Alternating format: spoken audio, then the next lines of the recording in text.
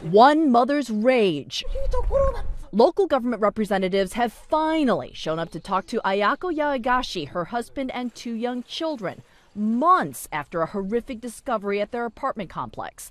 This brand new building's foundation is radioactive. The city's experts found a level 10 times higher than average exposure in Japan.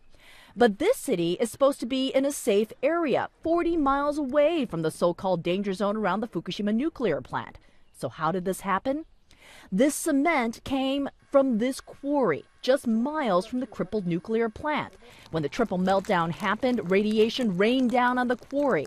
The radioactive rock was then shipped across the country and used to build this apartment building.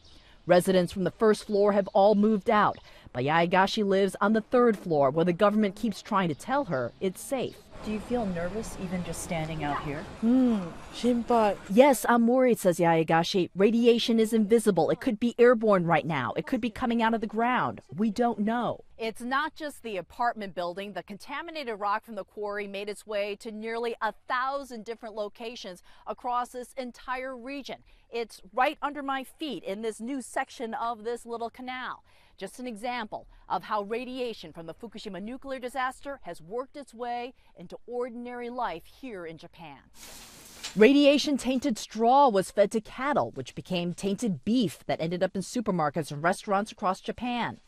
Radioactive particles flew across the country and landed on green tea fields in South Japan, which ended up in teacups.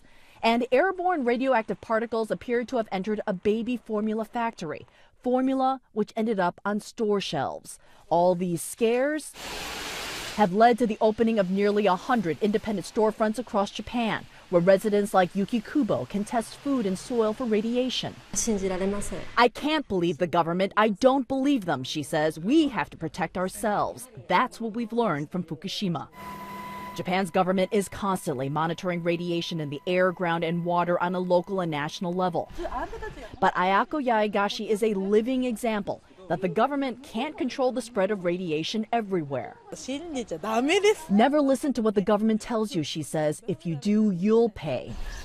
She and her family go back inside with little relief from the government. They'll try to handle this crisis on their own. Kyung-la, CNN, Nihonmatsu, Japan.